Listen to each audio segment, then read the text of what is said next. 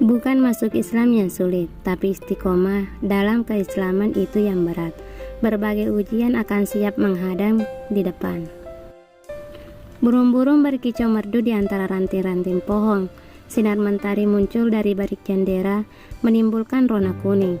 Langit dengan gagahnya terbentang luas dan cerah.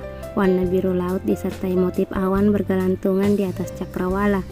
Tampak begitu halus dan lembut jika dipegang. Ribuan malaikat bersaksi, melihat sosok laki-laki yang hendak kembali memeluk agama yang sempurna. Arasy Allah seketika bergetar. Mendapatkan petunjuk untuk masuk Islam adalah nikmat besar bagi setiap hamba, karena sejatinya orang yang masuk Islam berarti dia kembali pada fitrahnya, fitrah untuk bertuhan satu, fitrah mengikuti utusan Tuhan yang terakhir, dan fitrah untuk mengamalkan Al-Quran sebagai kitab Tuhan. Lebih dari itu, Islam merupakan satu-satunya agama yang menyelamatkan manusia dari hukuman neraka. Barang siapa mencari agama selain agama Islam, maka tidak akan diterima agama itu, dan dia di akhirat termasuk orang-orang yang rugi. Quran Surah Ali Imran ayat 85. Untuk itu, Allah mengajarkan agar aku tidak merasa berjasa dengan masuknya Nasran ke dalam agama Islam. Sebaliknya, seharusnya aku merasa bersyukur karena Allah telah memberikan hidayah Islam kepadanya. Mereka merasa telah berjasa kepadamu, Muhammad, dengan keislaman mereka. Katakanlah, janganlah kamu merasa telah berjasa kepadaku dengan keislamanmu. Sebaliknya, Allah lah yang melimpahkan nikmat kepadamu dengan memberi petunjuk untuk kamu kepada keimanan. Quran Surah Al-Hujurat ayat 17. Untuk masuk Islam, caranya sangat mudah, tidak perlu acara khusus dan bisa dilakukan tanpa modal. Yang sulit adalah memastikan keikhlasan dan kejujuran hati ketika masuk Islam. Saudara Nasran, silahkan ikuti kalimat saya, kata Om Adnan. Dalam Islam, saksi cukup 2 orang muslim baik-baik. Namun karena ini di lokasi pesantren, jadi ada beberapa orang yang melihat acara sakral ini, yaitu kakek Adam dan beberapa santri pilihan. Tujuan saksi adalah agar mu'alaf diakui telah pindah agama oleh masyarakat muslim lainnya, sehingga selanjutnya dia disikapi sebagaimana layaknya seorang muslim. Masuk Islam tidak harus di depan kiai, habib, ustadz atau tokoh agama lainnya, karena bukan syarat diterimanya syahadat harus diucapkan di depan tokoh agama, namun harus di depan saksi 2 orang muslim, dan saksi tidak harus tokoh agama. Bismillahirrohmanirrohim. Asyhadu alla ilaha illallah wa asyhadu anna Muhammadar Rasulullah. Tita Om Adnan jelas. Aku fokus mendengar. Terlihat dengan jelas wajah Nasran yang sangat gugup. Tangannya gemetar. Aku yakin dia keringat dingin. Ini bukan hal yang mudah untuknya.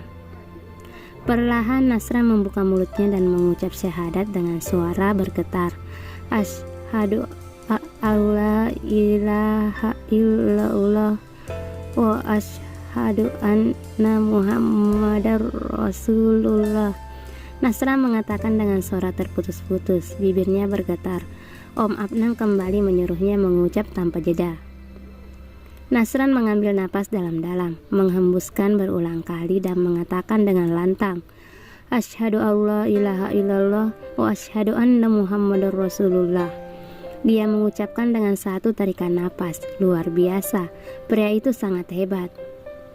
Aku bersaksi bahwa tiada sesembahan yang berhak diibadahi kecuali Allah, dan aku juga bersaksi bahwa Nabi Muhammad adalah utusan Allah. Om Adnan membacakan artinya dan Nasran kembali mengikuti.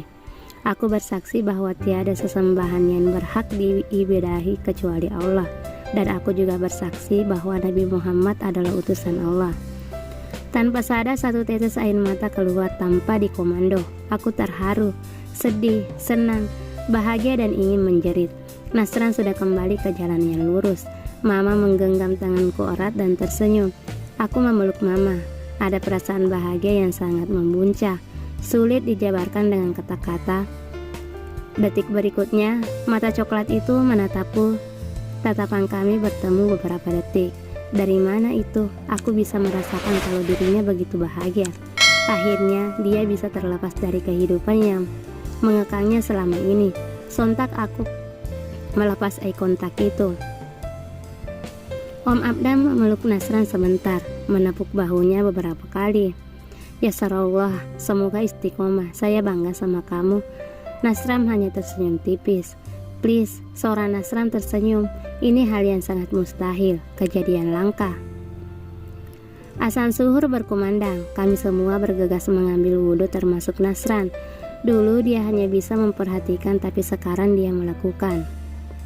Sholat merupakan rukun Islam yang kedua setelah syahadat. Karena itu, setelah mu'allaf mengikrarkan syahadat, dia berkewajiban menjalankan sholat sebagaimana muslim yang lainnya. Dari informasi yang kudapat, seminggu terakhir ini, Nasran sudah belajar dan menghafal baca-bacaan sholat. Jadi tidak heran jika sekarang ia sudah dengan mudah mengerjakannya. Mungkin setelah ini Nasran akan hitan hukumnya wajib bagi lelaki, karena hitan bagian dari menjaga fitrah kesucian manusia. Lebih dari itu, khitan merupakan syiar kaum muslimin yang juga diikuti oleh kelompok agama yang lain. Karena itu, mu'allaf yang baru masuk Islam dan dia belum dihitam, maka disarankan agar segera melakukan khitan. Hanya saja, jika anjuran untuk khitan ini bisa memberatkan dirinya dan bahkan bisa membuat mu'allaf lari menjauh Islam, maka anjuran khitan bisa ditunda sampai dirasa cukup baginya untuk melakukan khitan tanpa paksaan. Panggil seseorang sembari duduk di sampingku. Aku menoleh lantas sedikit menjauh.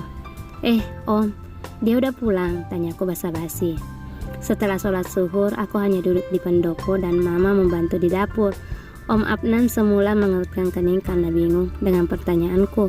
Namun detik berikutnya beliau mengangguk. Oh iya sudah, tadi dia titip salam sama kamu dan mama kamu juga, jawab Om Adnan. Waalaikumsalam warahmatullah, jawabku. Mama pernah mengatakan kalau cara menjawab orang yang titip salam bukan seperti menjawab salam pada umumnya. Rasulullah Shallallahu Alaihi Wasallam bersabda, wahai Aisyah, ini ada Jibril, dia menitipkan salam untukmu. Aisyah berkata, aku menjawab, waalaikumsalam warahmatullah, semoga keselamatan dan rahmat Allah tercurahkan untuknya.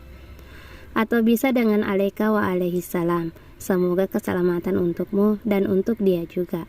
Awalnya aku juga terkejut, ternyata selama ini aku salah. Terbukti kalau ilmuku belum ada apa-apanya. Aku tidak seperti itu. Aku tidak sepintar itu.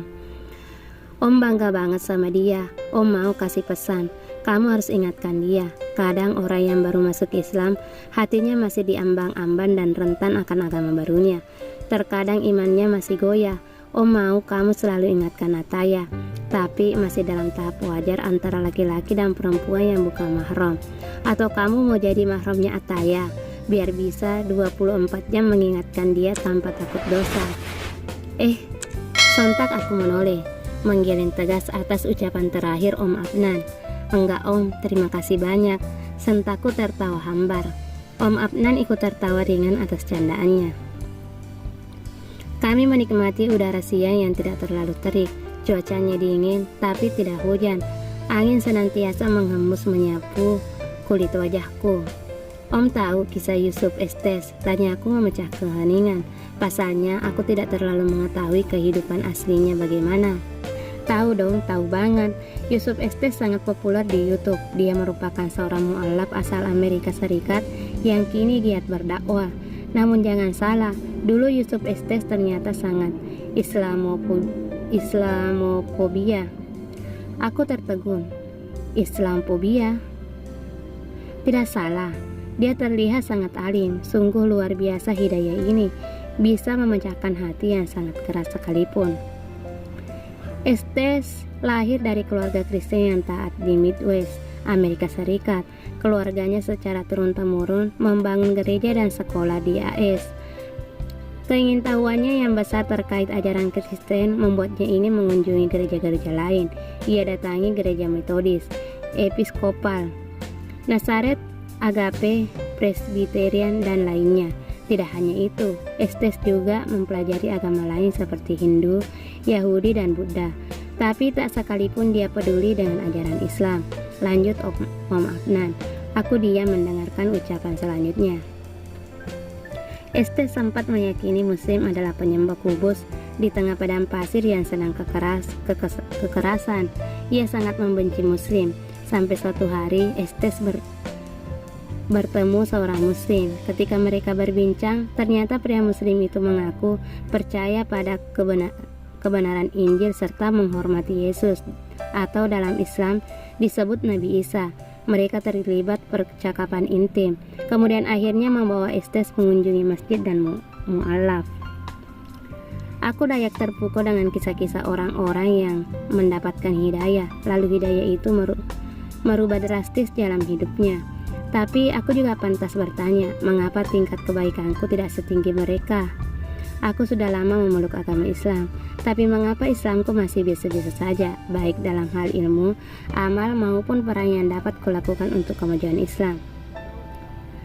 Kemampuan seseorang untuk melahirkan amal bergantung seberapa besar kadar hidayah yang bersemayam di hatinya, baik hidayah irsyad atau petunjuk yang berupa pengetahuan terhadap kebenaran, juga hidayah taufik yang menjadikan kebutuhan manusia untuk mendapatkan hidayah.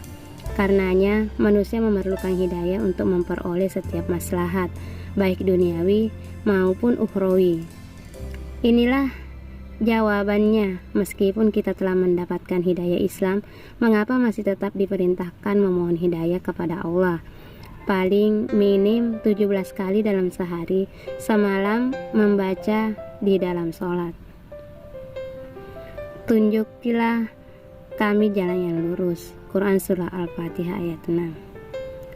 Sebab hidayah itu mahal, meski orang terkaya di dunia pun tidak sanggup membelinya. Lihatlah orang-orang di sekeliling yang bertahun-tahun masih terus terjebak dalam kubangan dosa dan maksiat, hidup tanpa ketaatan. Maka terlalu murah jika berdoa hanya meminta harta, tahta dan cinta manusia.